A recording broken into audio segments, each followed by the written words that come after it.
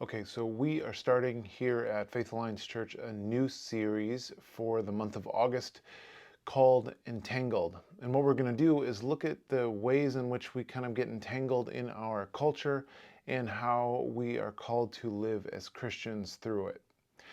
And we're going to revolve a lot of our discussion around the sexuality that we find in our culture and some of the confusion that comes from that, and talk through those things. So in the Tuesday videos, the videos that we're doing today, right now, what you're watching today, right now, we're going to focus on some of the ideas at the border, the cultural ideas that we find kind of in the margins of the ways that we think. Meaning, how did we get to where we are? How did we begin to really culturally think the way we do, believe the things that we believe, and act the way that we act? We didn't just arrive here. We, over time and over distance, have kind of collaborated on this idea of culture and the specific ways in which we live.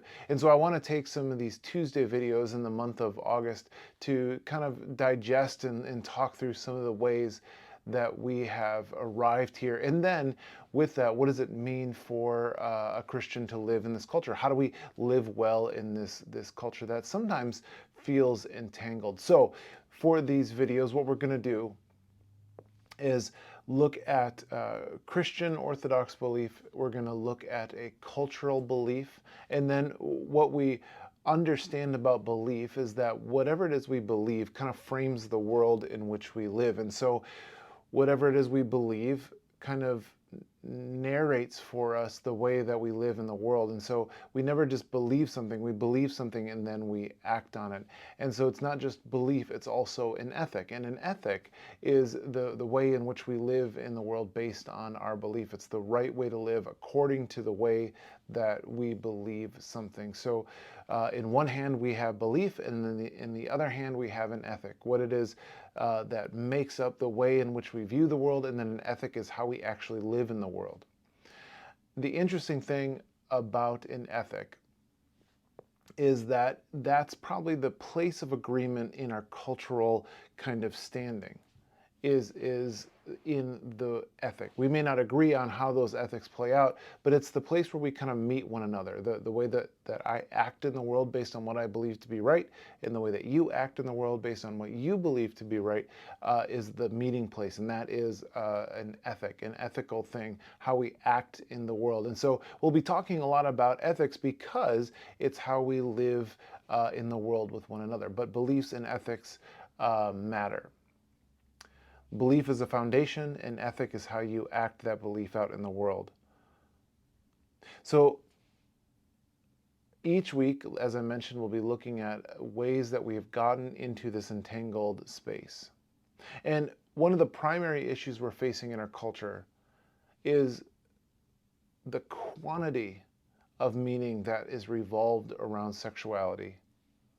Now, I want to explain that a little bit, because we usually, when we discuss items of sexuality in our modern culture, we usually want to pinpoint to specific things. We want to look at very, very specific microscopic things that play into our understanding of sexuality. But I want to kind of broaden that lens a little bit, because I think it's not in the specific things as much as it is in the quantity of meaning that we find in sexuality in our culture.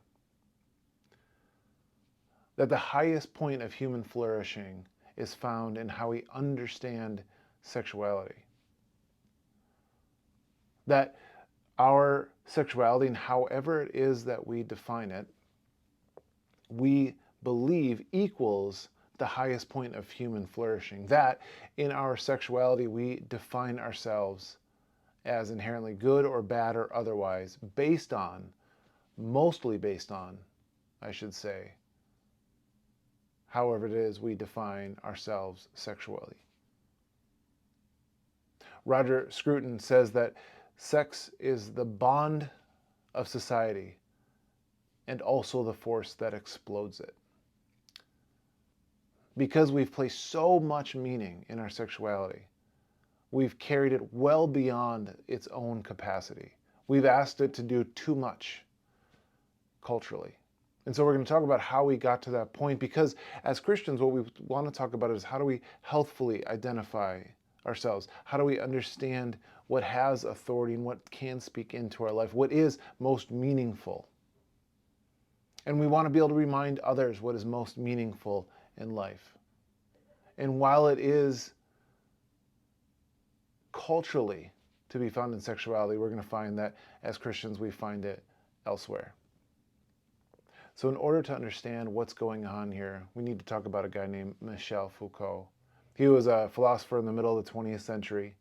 And while he's not responsible for the shift, he details a lot of it in a series of books called The History of Sexuality.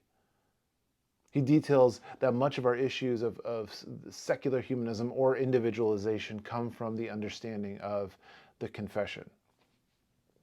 Now, when I say that word confession, you probably have ideas of what you believe a confession to be, and you're probably right in that there's a sense of a religious confession that he does talk about. In fact, within the concept of the confession, he actually says that it's found within this concept of power called pastoral power. He doesn't specifically, or only I should say, mean pastors like I'm a pastor, but he does mean it within the relationship of a confessor and a confessee, someone who confesses something. But it's not just a religious term, but he does use religious terms to talk about it. It's also a term that has social responsibility to it. And a confession, as Foucault writes about it, is really just the capacity to tell a personal part of your story directly to someone else, to a confessor. The person giving the confession is willingly giving power, giving authority, giving their part of their story to someone else. It's a trade. And again, the confessor is not just a pastor or a priest. Their doctors are people taking confessions. People are telling them what's wrong with them, and a doctor is listening and taking that confession. Therapists and social workers, lawyers, police officers, and the like, these are all people who take confessions of sorts. And within the confession, which really came to its highest point in the mid-19th century, which was around the time of the real kind of blooming of the psychotherapeutic model, Freud and so on. And what happens when the confession becomes a large part of the trade of power between one person and another. As I confess my personal story, either to a pastor or a priest or a doctor, a lawyer, a social worker, what have you, a therapist, I am offering them power as they listen to my story. I'm offering up myself and making myself vulnerable. But as they listen, they're also doing something as well. They are speaking to the authority within that story. That in that confession, as Foucault talks about, that they are agreeing that that story is a pinpoint of authority. It is a place of absolute truth. And it might be a place of truth. It might have truth in it. You might be telling an honest and real story. But that honest and real story doesn't always mean that it is authoritative. But that is the trade that was being made as people began to, a couple hundred years ago, decide that the psychotherapeutic model, the way that we understood the inner self, was the most important thing we could learn about one another. This confessionary act places all authority within the confession itself. The confession itself becomes the place of authority. The personal story of the individual becomes the most important thing. And now that begins to sound a little bit familiar, because this is the world we now live in. This is the world that we have inherited. Power becomes individualized through this model. No longer is power judged through mediation or principle, but through the judgment of another person's life. We seek fundamental relation to the truth through self-reflection. That's what's happened. As we reflect upon the self in a confessionary way, we look for those places of truth. And how we determine truthfulness is in our ability to self-reflect well. If I understand myself well enough, that will be the most truthful and most authoritative place that I can find. Knowing how we got to where we are is the only way we can understand how to untangle our culture, and we can begin to ask questions. If we can understand it, we can begin to ask questions of whether or not it works, whether or not it's right, whether or not it's good. And for the Christian, we need to understand our culture and ask better questions to see if it's actually working out in the way people hoped it would. Christians don't believe that the personal story is the place and the source of all authority. We believe that Christ, that God through Christ is the place of utmost authority, that God is the sovereign creator and sustainer of our world, that he is the one with authority. We also don't trust sexuality to be the thing that defines us. It is not the ultimate thing in our lives. God is the ultimate thing in our lives. And so sexuality does not become one of those things, those ultimate things that we look at and say, this is what it means to be human. This is what it means to flourish. We look beyond that and past that. Not that it's not there, not that it's not important, not that we don't talk about it, but it's not the primary thing. That Christ is the one who is authoritative. Christ is the one who defines us. He is the one who gives us identity. We are called as Christians to look to God to satisfy those places of authority and identity. But we're tempted to believe alongside the rest of the culture and to take up those cultural assumptions to find authority in the self and to find sexuality as the highest point of identity. If we find ourselves in that place, we're called to repent and find Christ as the authority, the sufficiency of our lives.